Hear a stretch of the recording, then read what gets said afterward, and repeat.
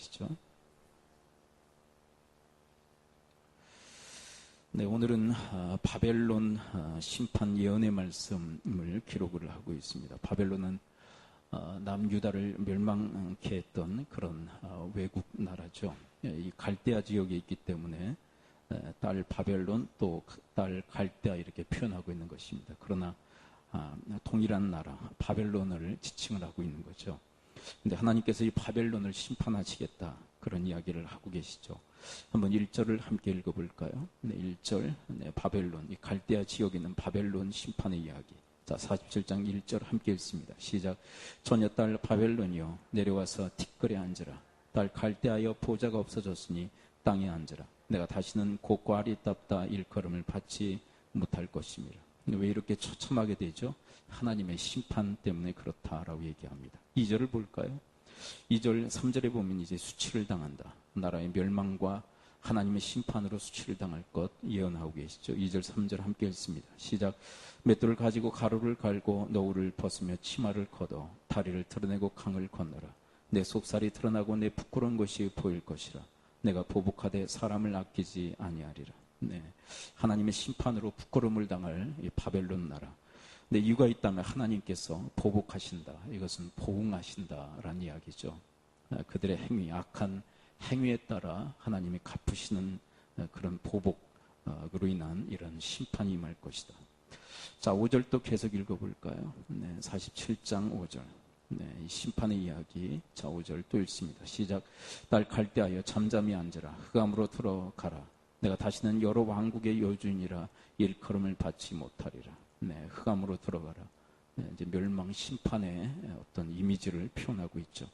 그렇다면 이 바벨론, 하나님의 손에 붙들려 이스라엘을 이 징계했던, 징계의 채찍으로 쓰임받았던 이 갈대아 지역에 있었던 이 바벨론의 심판의 이유는 도대체 뭘까요? 왜 바벨론을 심판받을까요? 자, 6절부터 우리가 살피게 되면 크게 세 가지 이유를 성경은 밝히고 있습니다. 먼저 6절을 읽어볼까요? 자, 6절에 보면 첫 번째, 이 바벨론의 심판의 첫 번째 이유가 기록되어 있습니다. 6절 함께 읽습니다. 시작.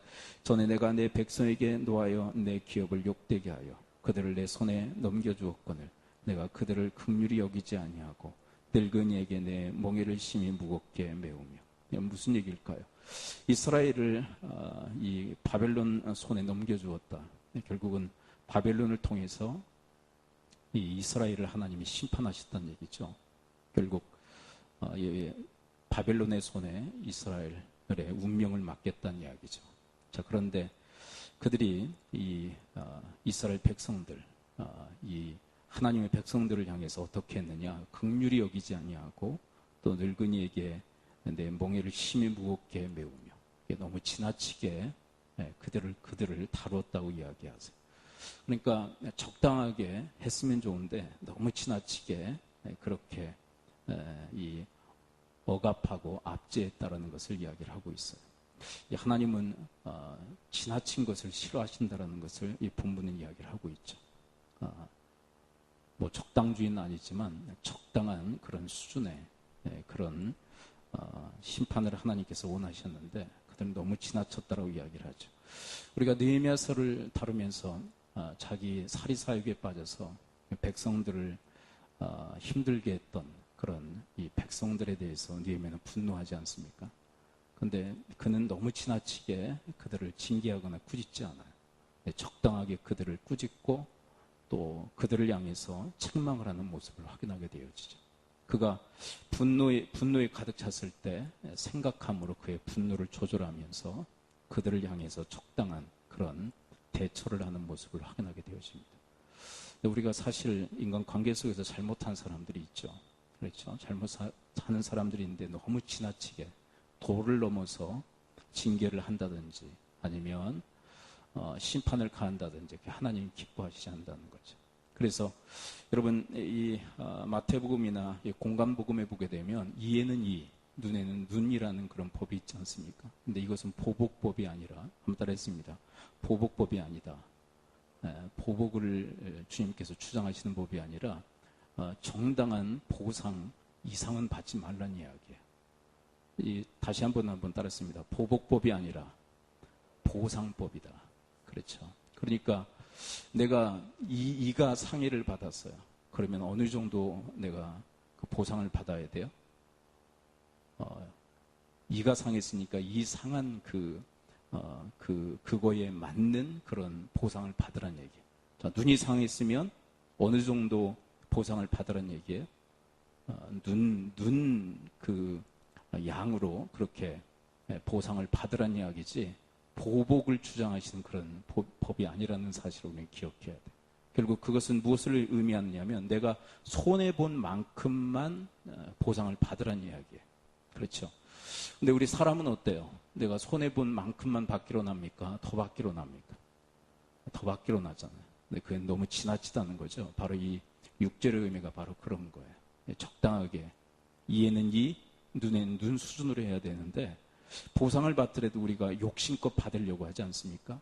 그렇죠. 하나 손해봤는데 둘, 셋 보상을 받으려고 하는 그런 심리들이 있어요. 그리고 또 기막힌 우리 인간의 욕심이 있죠. 네. 내가 누군가 손해를 끼치면 어떻게 해주기로 합니까? 내가 누군가에게 손해를 끼치면 그 손해본 만큼 보상해 주기로 나십니까? 덜하기로 납니까? 그것도 덜하기로 난단 말이에요. 그렇죠.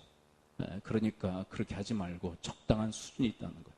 손해를 본 만큼 그렇게 보상을 받고, 또 손해를 준 만큼 또 그만큼 보상해주는 그런 적정 선이 필요하다는 것을 주님께서 이야기를 하고 계세요. 그러므로 여러분들의 인간관계 속에서 하나님께서 허락하시는 일들이 있을 거예요. 그런데 너무 지나치게 여러분들이 보상을 원한다든지, 아니면 또 여러분들이 지나치게 인간관계 속에서 상대방에게 어떤 행동을 행하는 거 하나님이 기뻐하지 않는다는 사실, 적정선에서 우리가 조절할 필요가 있다는 것을 이 본문은 이야기를 합니다. 자, 그 다음에 7절을 읽어볼까요? 네, 7절에 보면 또 어떤 이유로 이 갈대아 지역에 있는 바벨론이 심판을 받을까요? 네, 적정선을 넘어서서 지나치게 억압하고 폭정을 가했기에 이 바벨론 하나님 심판을 받습니다. 또 7절 읽어볼까요? 7절. 자, 47장 7절.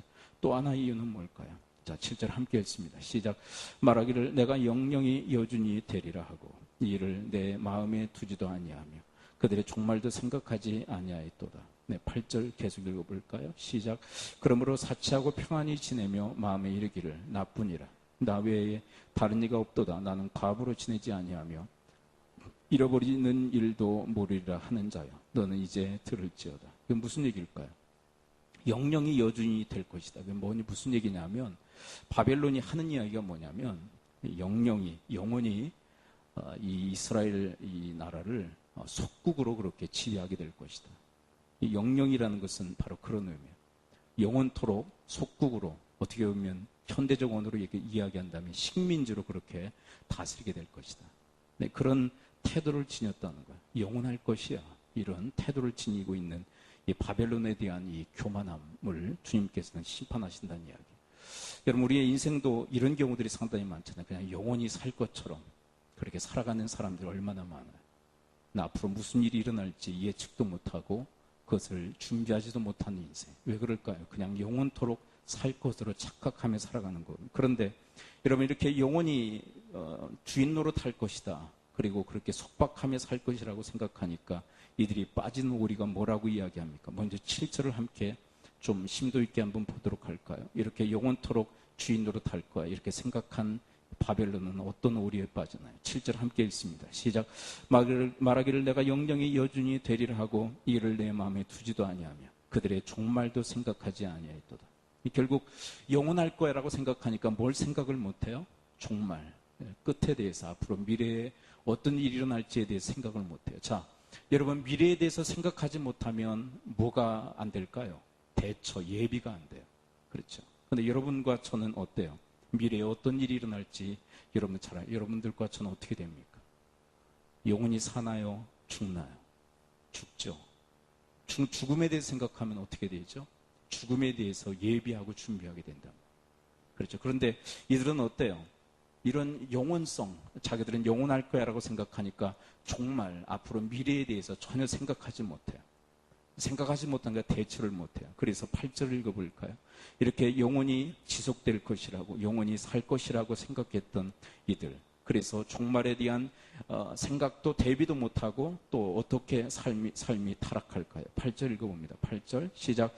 그러므로 사치하고 평안히 지내며 마음에 이르기를 나뿐이라. 나 외에 다른 이가 없도다. 나는 과부로 지내지도 아니하며 자녀를 잃어버리는 일도 모르리라 하는 자여, 너는 이제 들을지어다. 뭐라고 이야기합니까? 이렇게 미래에 대해서 전혀 예측하지 못하고 준비하지 못한 이들에 대해서 뭐라고 얘기합니까? 그들은 사치에 빠지고 평안히 지내며 마음에 이르기를. 전혀 준비하지 못하고 그냥 현실적 삶에 그냥 안주하고 그렇게 살아가는 모습을 이 성경은 이야기를 하고 있어요. 결국 영원히 살 것이라고 착각하며 살아갔던 이들의 삶의 모습은 너무나도 부패하고 타락했다는 것을 지금 이 본문을 통해서 우리에게 이야기를 해주고 있어요. 여러분과 저는 어떻습니까? 영원히 살 거라고 생각하세요? 아니면 언젠가 죽음을 맞이하고 그 죽음에 대해서 미리 준비해야 된다는 생각을 가지고 살아갑니까? 여러분, 하나님이 주시는 지혜는 앞으로 우리가 다 죽는다는 사실을 가르쳐 주세요. 그리고 그 죽음에 대해서 미리 준비해야 할 것을 우리에게 말씀하고 있어요. 여러분, 그 지혜가 여러분과 저희 인생 속에 있을 수 있게 되기를 축원을 드립니다. 언젠가 우린 죽습니다. 종말이 있을 거예요. 그리고 그 종말의 때 우리는 하나님 앞에 서서 심판을 받을 터인데 그 심판을 미리 이 땅에서 준비할 수 있는 그런 여러분과 제가 될 수 있게 되기를 축원을 드립니다. 자, 이런 종말에 대해서 미리 예측하고 준비했던 이야기가 예수님의 그 교훈 속에 드러나고 나타난 모습을 확인하게 되어지는데요. 자, 우리 누가복음 우리 16장을 함께 보도록 할까요? 누가복음 16장에 보면 미래에 대해서 미리 예측하고 준비했던 한 사람에 대한 이야기가 기록이 되어져 있습니다. 자, 함께 한번 찾아가서 살펴보도록 합니다. 자, 누가복음 16장, 여기 이 본문에 등장한 이 청지기는 불의한 청지기입니다. 근데 주인이 칭찬을 해요. 근데 여기서 말하는 주인은 하나님을 의미하고 이 청지기는 어떻게 보면 우리를 이야기합니다. 자, 16장. 누가복음 16장. 자, 함께 한번 천천히 읽어 내려가도록 할까요? 자, 천천히 한 절 한 절 함께 생각해 보도록 합니다. 자, 누가복음 16장 1절부터 우리 9절까지 읽어 내려가는데요. 먼저 1절을 함께 읽어봅니다. 1절 시작. 또한 제자들에게 이르시되 어떤 부자에게 청지가 있는데 그가 주인의 소유를 낭비한다는 말이 그 주인에게 들린지라. 자, 여기서 부자가 있고 청지기가 있어요. 청지기는 뭐죠? 자, 따랐습니다. 청지기는 맡은 자, 관리자이다. 종은 아니에요. 종은 아니고 주인의 소유를 맡아서 관리하는 관리인. 지금 우리가 교회 조직적으로 얘기한다면 집사. 그래서 집사. 그것을 이제 청지기라고 얘기합니다. 그런데 이 사람이 낭비해요. 낭비했다는 것은 주인의 그 소유, 주인의 그 재물을 허투루 사용하고 있다는. 근데 이것이 누구에게 발각되어지느냐면 부자, 바로 이 주인에게 발각되어집니다. 그래서 2절에 보면 주인이 이런 조치를 취하죠. 16장 2절 함께 읽습니다. 자, 어떤 조치를 취할까요? 16장 2절 함께 읽습니다. 시작. 주인이 그를 불러 이르되 내가 내게 대하여 들은 이 말이 어찌 됨이냐. 내가 보던 일을 세마라. 청지기 직무를 계속하지 못하리라 하니. 네. 그러니까 너는 이제 이 청지기 일을 그만두어야 할 거야. 그렇게 경고를 하고 이제 아마도 시한을 정해서 너는 이제 정리하라는 그런 명령이 떨어진 거야.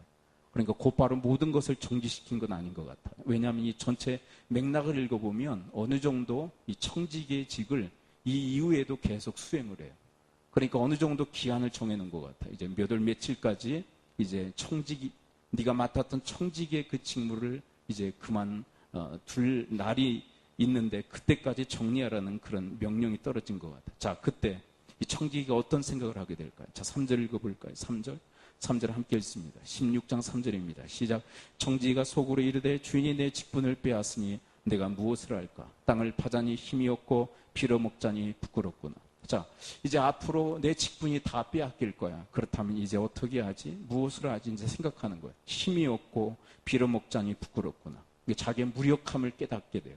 여러분, 우리도 언젠가 하나님께 모든 것이 다 거둬지는 날이 오게 될 거예요. 우리에게 맡겼던 것들, 재물, 소유들, 우리 자식들, 우리의 모든 것들을 하나님께서 다 거두시는 때가 있을 거예요. 그것은 어떻게 보면 개인적 종말이는 죽음을 통해서 그때를 맞이할 수 있고요. 어떻게 보면 세계적 종말, 이 모든 세상을 끝내시면서 우리에게 허락했던 관리권을 맡기셨던 그 모든 관리의 그 내용들을 하나님이 다 거두실 때가 올 거예요.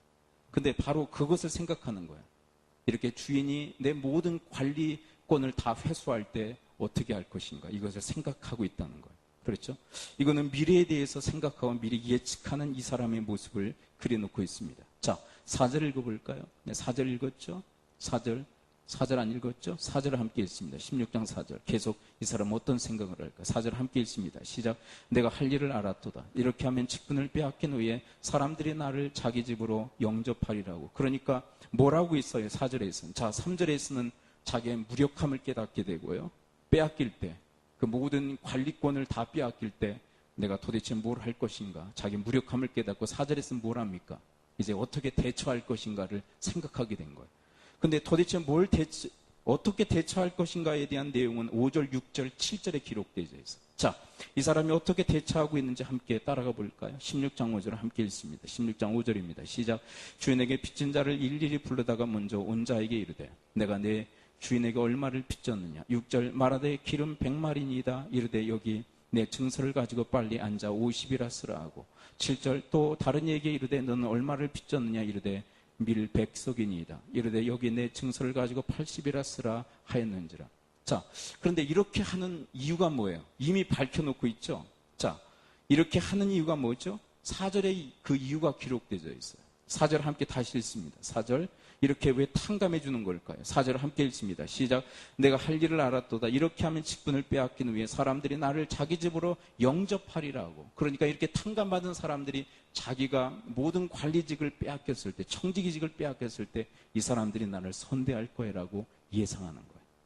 그리고 이런 조치들을 취한다는 거예요. 자, 그런데 여기에서 우리가 상당히 좀 의아하게 생각하는 부분들이 있어요. 이 방법은 의로운 방법입니까? 실은 불의한 방법일까요? 네, 그냥 내키는 대로 얘기하시면 돼요. 그냥 생각나시는 대로. 이 방법은 불의한 방법입니까? 의로운 방법입니까? 불의한 방법이에요. 그런데 이상한 반응이 나와요. 8절입니다. 자, 이런 불의한 방법, 50을 탕감해주고 20을 탕감해주는 이 사람의 이 행동에 대해서 주인은 옳다고, 잘했다고, 지혜롭다고 칭찬해요.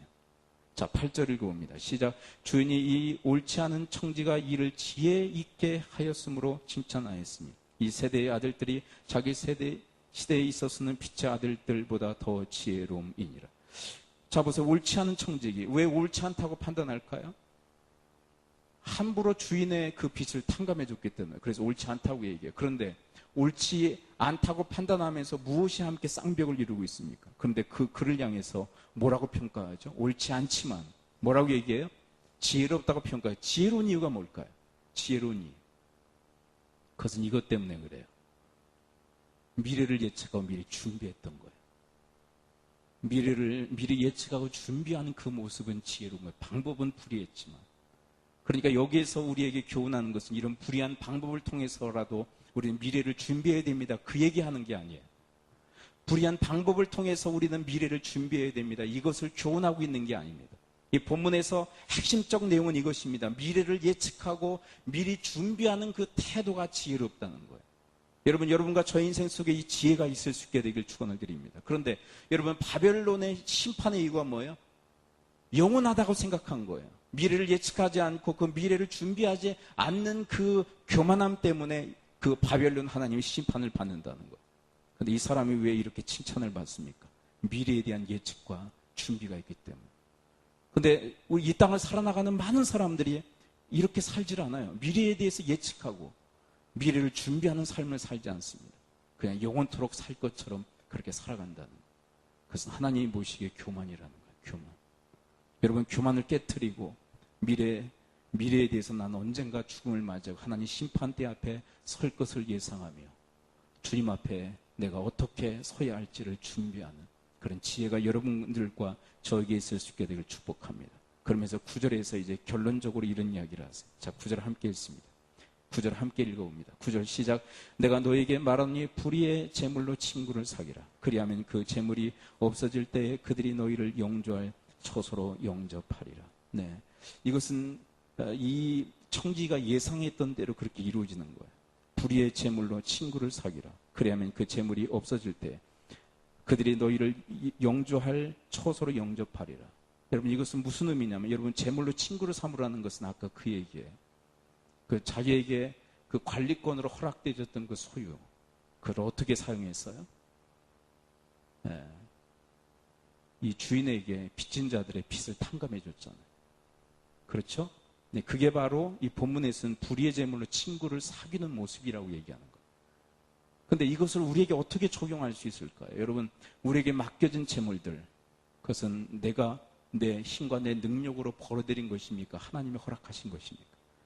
하나님이 그 관리권을 허락하신 거예요? 내가 창출해낸 겁니까? 네, 그걸 가지고 뭐 하라는 얘기일까요? 여러분, 이렇게 이 불의한 이 청지기가 선심 쓰듯이 많은 이웃들을 돕는 것처럼, 여러분, 이거 빼앗기기 전에, 하나님이 거둬들이시기 전에 이걸 가지고 여러분 힘써 이런 이 구제와 이 자선과 이 선행에 사용할 수 있게 되기를 축복합니다. 네, 바로 그 얘기를 하고 있어요. 하나님이 우리의 모든 소유, 우리의 모든 재물을 거둬들이기 전에 그걸 가지고 바로 이런 이 불의하지만 이 사람이 이 재물을 가지고 사람들, 어려운 사람들, 사실은 이 빚진 자들 얼마나 어렵겠어요.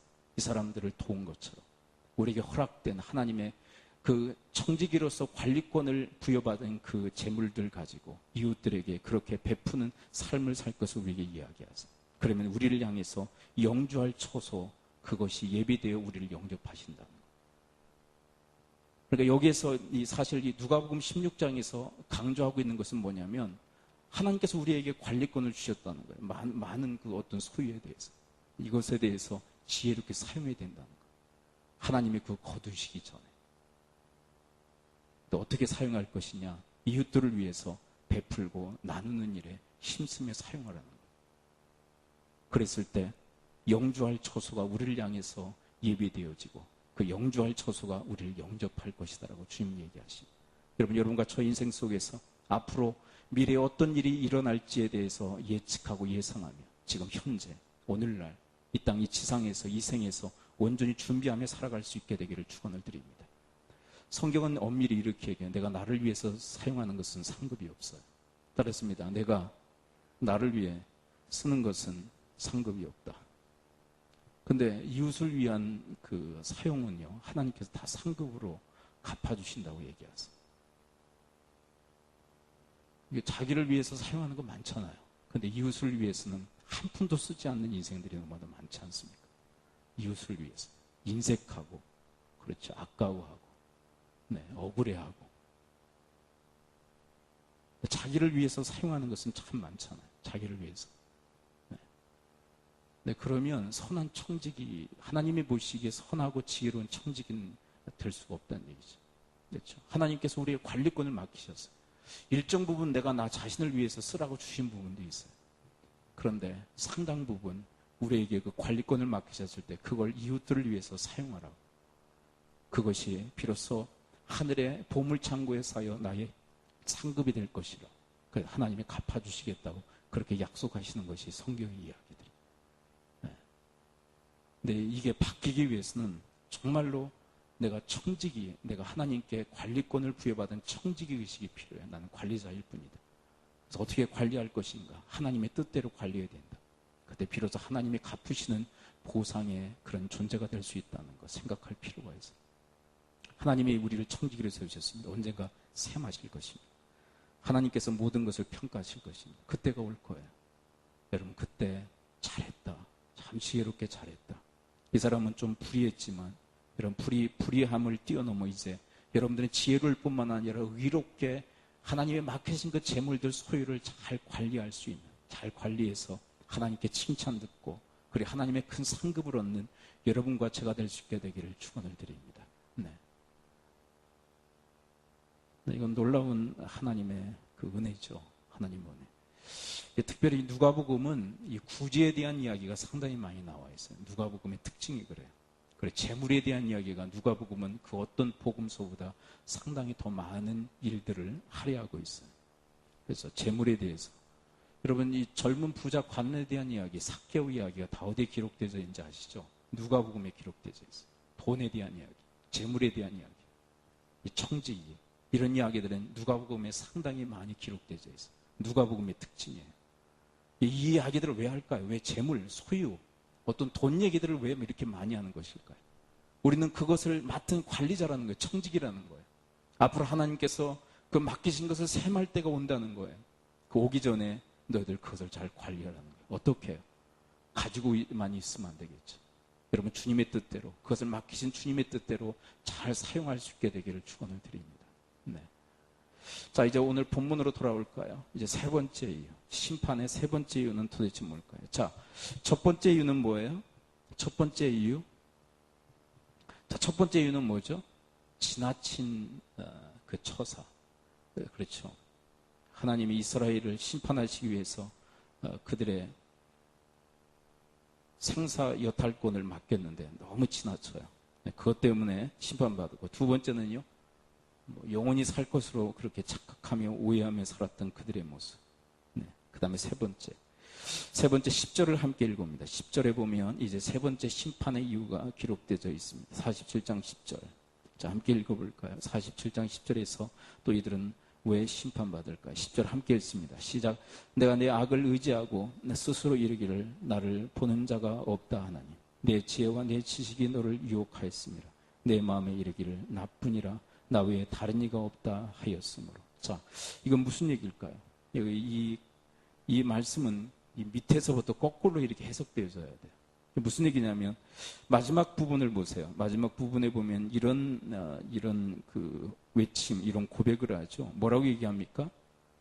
내 마음의 얘기를 나뿐이라 나 외에 다른 이가 없다 하였으므로. 근데 이거는 여러분 46장에 누구의 말씀과 비슷합니까? 하나님 말씀과 비슷하죠. 나는 유일한 신이야. 난 유일한 하나님이야. 그렇다면 이 고백은, 이 바벨론의 이 고백은 무슨 고백일까요? 자기들이 유일신이다. 내가 유일한 신이야 라고 얘기하는 거예요. 그걸 무슨 얘기냐면 자기를 신으로 생각하고 자기를 숭배하는 그런 삶의 자세를 가지고 있는 거예요. 그런데 이것이 어떤 영향을 미치느냐? 자, 중반에 보세요. 중반에 보면 이것이 그들에게 잘못된 지혜와 지식을 가져다 줘요. 자, 10절 한번 다시 읽어볼까요? 자기들이 유일한 신이야. 자기들이 신이라고 이렇게 주장하는 자기 숭배에 빠졌을 때 그들은 어떤 오류에 빠집니까? 자, 10절 중반에 추천을 맞춰서 다시 한번 읽습니다. 시작. 내가 내 악을 의지하고 스스로 이르기를 나를 보는 자가 없다 하나니 내 지혜와 내 지식이 너를 유혹하였습니다. 내 마음에 이르기를 나뿐이라 나 외에 다른 이가 없다 하였으므로. 그러니까 자기가 유일하다. 자기가 유일한 신이야. 하나님이 계시는데 자기가 유일한 신이라면 자기 숭배에 빠져요. 그랬더니 자기 지혜와 지식의 오류에 빠진다는 거예요. 유혹이라는 그런 표현을 쓰고 있죠. 그런데 어떤 오류, 어떤 유혹에 빠질까요? 바로 10절 상반의 이 유혹, 이 미혹에 빠진다는 거예요. 자, 그만할 때까지 한번 읽어봅니다. 10절 상반 그만할 때까지 읽어봅니다. 시작. 내가 내 악을 의지하고 스스로 이르기를 나를 보는 자가 없다 하나니. 그러니까 여러분 자기가 신이다라고 생각하는 이 자기 숭배자들은 자기 지혜와 지식의 오류에 빠져버린다는 거예요. 그래서 뭐합니까? 악을 행하면서 그 누구도 나를 보는 자가 없도다. 그렇게 생각하게 된다. 그렇다면 이들의 삶은 어떤 삶으로 치닫고 있는지를 알겠죠. 악을 밥 먹듯 행하면서도 전혀 두려워하지 않는 삶을 살아가고 있다는 거예요. 그 근본적 이유가 있다면 자기가 하나님이라고, 자기가 신이라고 생각하는 이 자기 숭배 때문에 이런 일들이 일어난다는 거예요. 하나님께서 이에 대해서 심판하시겠다는 거예요. 자, 11절을 볼까요? 자기가 하나님이라고 생각하고 잘못된 지혜와 지식을 가지고 악에 빠지며 그 누구도 두려워하지 않던 이 바벨론을 향하여 하나님이 심판을 경고하십니다. 11절 함께 읽어볼까요? 시작.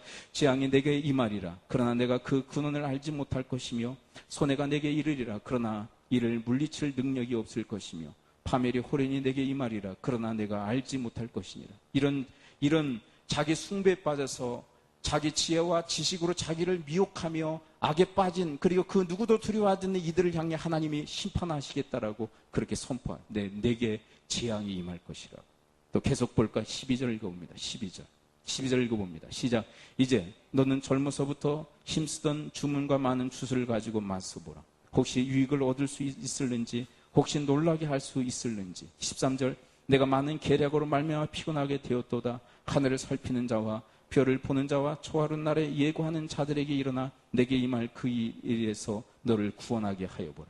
내가 너희들을 재앙을 내릴 거야. 내가 너희들을 심판할 거야. 그렇다면 너희들이 사용하고 있는 그 모든 방법들, 주술들, 그리고 많은 그런 젊어서부터 힘쓰던 그 모든 방법들을 다 동원해서 너희들을 한번 구원해봐라.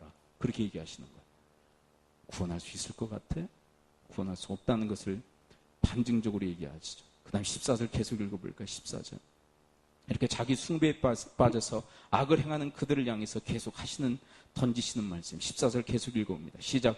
보라, 그들을 촉에 같아서 불에 타리니 그 불꽃의 세력에서 스스로 구원하지 못할 것이라. 이 불은 덮게 할 숯불이 아니요 그 앞에 앉을 만한 불도 아니니라. 내가 너희들을 불로 심판할 때인데 스스로 구원하지 못할 거야. 마지막 15절 읽어볼까요?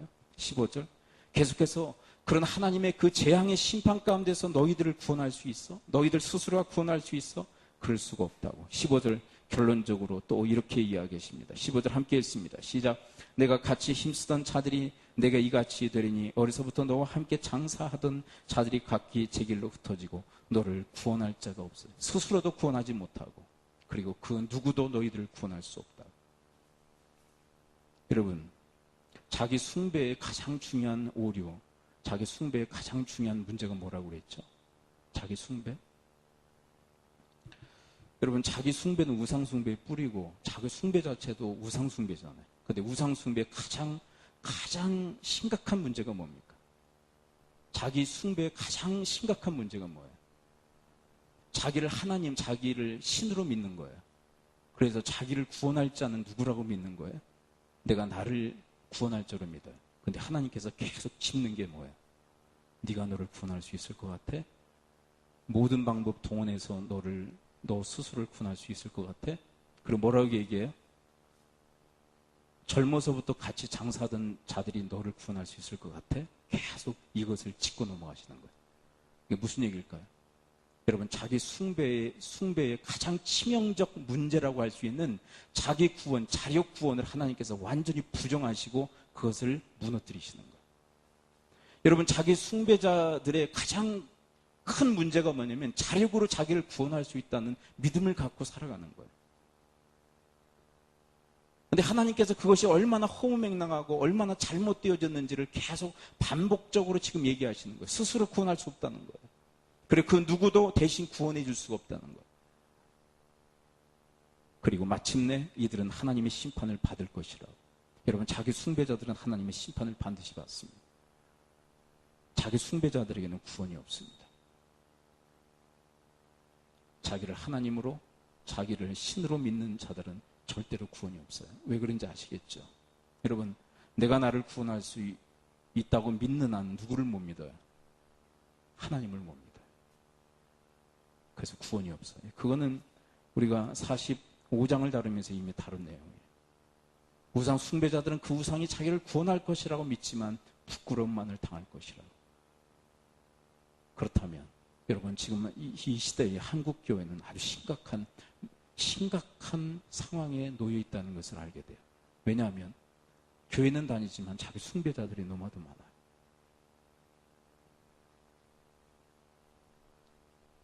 여러분, 한국교회의 교인들은 많지만 정말 하나님의 유일한 신이시며 그분만이 나를 구원하실 분임을 믿는 크리스찬들이 그렇게 많지 않다는 건 우리는 피부적으로 잘 알아요.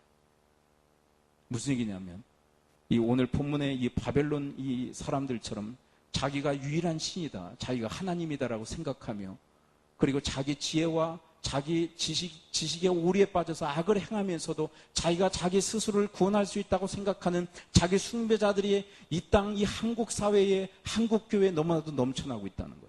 그런데 성경 이사야서에서 특별히 강조하고 있는 강조점이 뭐냐면 그런 자기 숭배자들에게는 구원이 없다는 거예요. 구원이 없다. 왜요? 엉뚱한 것을 믿고 있기 때문에. 하나님을 믿지 않기. 심각한 문제에 우리는 직면하게 되어져. 여러분과 저에게 무엇보다도 이 믿음의 온전한 그 회복이 있을 수 있게 되기를 축원을 드립니다. 여러분, 오직 유일한 신은 하나님밖에 계시지 않는 줄 믿습니다. 그리고 그분만이 우리의 구원인 줄 믿습니다. 그게 뭐냐? 그게 하나님 경외. 하나님 경외. 하나님 경외자만이 사실은 구원받아요. 하나님 경외자. 하나님만이 유일한 신이시며 그분만이 나의 구원자이심을 믿는 그 하나님 경외자만이 구원이 있어요. 여러분, 그 사람에게 온전한 지혜와 지식이 있는 줄 믿습니다. 그리고 악을 행할 수가 없어요. 여호와를 경외하는 자. 이렇게 생각하지 못하죠. 10절에 내가 내 악을 의지하고 스스로 이르기를 나를 보는 자가 없다. 이런 삶의 태도와 자세를 가지고 살아갈 수가 없어요. 왜요? 하나님을 두려워하기. 하나님의 나를 지켜보고 나를 보고 계시다는 사실을 알고 있기. 그래서 악을 행할 수 없죠. 그리고 기쁨으로 하나님이 원하시는 선한 길을 걸어가는 자. 그게 바로 하나님 경외자예요. 근데 지금 이들은 반대편에 서 있어요. 자기 숭배자. 그래서 하나님의 그 필연적 심판을 피할 길이 없다고 그렇게 주님은 이 47장에서 경고하고 있습니다. 말씀을 한번 정리해 볼까요? 여러분, 이 바벨론, 이 갈대아 지역에 있는 이 바벨론의 심판의 이유가 뭡니까? 첫째, 뭐예요? 지나친 처사. 그들의 손에 넘겼던 이스라엘 백성들을 너무 지나치게 압제하고 그렇게 착취했던 그것 때문에. 그래서 우리에게 맡기시는 어떤 적당량이 있어요. 적당한 영역이 있어요. 그 이상 넘어서면 안 돼요. 두 번째, 그들은 어떻게 된다고 생각했어요? 영원하다. 영원히 주인으로 달 것이다. 영원히 식민지로 통치할 것이다. 현 시대로 얘기한다면 우리는 난 영원히 살 것 같이 그렇게 살아가는 존재다. 미래에 대해서 전혀 예측하지 못하고 그리고 미래에 대해서 조금도 준비하지 못하는 삶에 대해서 주님은 반드시 심판하시겠다. 그래서 마지막 세 번째는 뭡니까? 자기 숭배에 빠져서 자기 지혜, 자기 지식의 오리에 빠짐으로써 악을 행하면서도 그 누구도 두려워하지 않는 삶을 살아가는 그들. 그래서 하나님의 심판이 그들에게 경고되어지고 마침내 그들에게 심판이 임합니다. 그렇다면 우리는 어떻게 살아야 될까요? 여러분, 45, 46장의 강조점처럼 여러분, 창조주 하나님, 이 세상 모든 만물을 창조하신 그분만이 유일한 하나님이시며 유일한 신임을 믿을 수 있게 되길 축복합니다. 그리고 그분만이 유일한 구원자이심을 믿을 수 있게 되길 축원을 드립니다. 그리고 구원받은 자로서 그분의 통치, 유일한 그 하나님, 유일한 신이신 그분의 통치와 다스림을 받아들이는 그런 삶을 살아가는 그런 진정한 경외적 인생을 살아가는 여러분과 제가 될 수 있게 되길 축원을 드립니다. 네. 어떤 이들에게는 이게 시간이 좀 필요한 분도 계시겠고, 그리고 지금 첫 걸음마를 떼시는 분도 계시겠고, 어떤 분은 그 영역에서 완전히 빗나가 벗어나 계신 분도 계실지 몰라요. 아직 구원의 영역에 들어오지 못한. 네. 그러나 여러분, 이 구원의 영역에 들어오지 못한 분들은 들어올 수 있도록 돕고, 그리고 첫걸음, 걸음마를 시작한 분들은 하나님을 경외함에 성숙되도록, 자라도록, 성장하도록 돕는 그런 영적 리더십을 또한 발휘할 수 있는 여러분과 제가 될 수 있게 되기를 축원을 드립니다. 네. 그래서 이 시대 이사야서를 보게 되면 사실은 이사야는 구약의 복음서라고 할 정도로 복음이 아주 농축되어져 있고 함축되어져 있는 책이에요. 이사야는 구약의 복음서라고 할 정도로 그리스도 이야기가 너무도 많고요. 구원에 대한 이야기가 너무도 차고 넘쳐 있어요. 그런데 이 시대 우리가 지금 전파하고 있는 너무 단편적이고 너무 가벼운 복음과는 너무나 차원이 달라요. 그냥 우리가 전하는 복음은 어떤 종류입니까? 예수 그리스도 믿으면 언제 죽든 천국에 간다. 그 정도잖아. 근데 사실은 구원의 문제, 이 복음의 문제는 그 정도 차원이 아니거든. 깊고 넓고 어마어마해요. 이 복음의 이 내용. 여러분들이 먼저 이 복음에 대한 깨달음이 먼저 있을 수 있게 되길 축원을 드립니다. 우리가 알고 있는 것은 너무 단편적인 거예요. 예수 믿으면 언제 죽든 구원받는다. 그래서 언제 죽든 천국에 간다. 그건 너무 단편적인 얘기. 여러분, 이사야서에서 특별히 이야기하는 이 구원의 그 깊은 의미, 그 뜻을 깨닫고 그 구원에 우리가 함께 동참하고 그리고 그 구원을 점점 이루어 나가는 그런 축복의 인생이 되실 수 있게 되기를 축원합니다. 기도하죠. 이 시간 우리 함께 말씀 붙들고 기도할까요? 이 바벨론 갈대아 지역의 이 바벨론 왜 심판을 받습니까? 지나친 처사, 긍휼이 없고 너무 지나친 압제와 그 착취로 인하여 하나님께서 그들을 심판하시죠. 하나님, 저희들은 하나님 주님께서 허락하신 그 적당한 그 영역을 분별할 줄 알게 하여 주옵시고, 그 영역을 넘어서 지나치지 않도록 하나님 저희들에게 절제할 수 있는, 조절할 수 있는, 통제할 수 있는 그런 지혜와 능력을 허락해달라고. 또 두 번째, 그들은 왜 심판을 받습니까? 그들은 영원히 살 것처럼 그렇게 살았기에, 그래서 미래를 준비하지 않고 허랑방탕하게 살았기에 그들은 심판을 받습니다. 하나님, 그와 반대로 우리는 앞으로 하나님의 심판이 있을 것, 하나님이 셈하실 날이 온다는 사실을 기억하고 선한 청지기로서 맡겨진 하나님의 것들을 잘 사용하고 관리할 수 있는 그런 자들로 이 땅을 살아갈 수 있도록. 그리고 그들은 왜 심판을 받습니까? 자기 숭배에 빠져 자기 지혜, 자기 지식으로 인하여 자기들을 오리에 빠뜨림으로, 미혹함으로 죄악을 범하며 그 누구도 두려워하지 않는 삶을 살게 했던 그런 삶을 살았기에 그들은 심판을 받습니다. 그러나 우리의 삶은 하나님을 경외함으로 오직 하나님이 주시는 지혜와 또 지식으로 우리가 선한 길을 걸어가며 진짜 하나님을 기쁘시게 되는 삶을 살아갈 수 있도록 하나님 도우시고 인도해 달라고 우리 함께 말씀을 거울 삼아 주님 앞에 기도로 아뢰는 시간을 갖도록 하겠습니다. 기도합니다. 아버지 하나님, 오늘 말씀해 주시니 감사를 드립니다. 하나님, 갈대아 지역에 이 바벨론의 그 심판의 소식, 심판의 이야기를 하시며 하나님, 이 시대를 살아나는 저희들 어떻게 살아야 할지를 하나님께서 교훈하신 줄을 믿습니다. 하나님 아버지, 이스라엘의 그 생사 여탈권을 이 바벨론에 하나님께서 맡기셨는데, 하나님, 그들은 긍휼이 없이 지나치게 그들을 압제하고 그리고 폭력을 행사했기에 하나님이 그들이 심판한 줄 압니다. 하나님, 저들의 인생 속에 허락하시는 그 범위 이상 하나님 넘어가지 않도록 하나님, 저들에게 절제의 능력과 또한 통제의 능력을 하나님 허락해 주시옵기를 소원합니다. 아버지 하나님이여, 또한 바라옵기는 하나님, 그들이 영원히 살 것처럼 그렇게 살아 미래를 전혀 준비하지 못하고 허랑방탕한 삶을 살았기에 심판을 받는데, 하나님께서 저희들 청지기로서 맡기신 일을 셈하고 또 평가하실 날이 온다는 사실을 기억하고 하나님께서 맡기신 그 일을 하나님 선한 청지기로서 잘 관리하다 하나님 앞에 섰을 때 잘하였도다 그렇게 칭찬을 받는 그런 선한 청지기로서, 지혜롭다라는 그런 주님의 칭찬을 받는 그런 청지기로서 주님 앞에 설 수 있게 하여 주옵소서. 아버지는 그들은 자기 숭배에 빠져 자기 지혜와 지식으로 미혹함으로 악을 행하며 그 누구도 두려워하지 않는 삶을 살았는데, 하나님, 저희들은 하나님을 경외함으로 하나님만이 오직 유일한 신이시며 유일한 하나님이심을 믿기에 하나님 아버지의 악을 금하고 선을 행하며 주님을 두려워하는 삶을 살게 하여 주옵소서. 아버지 하나님, 바벨론의 심판의 이야기를 저희들이 듣습니다.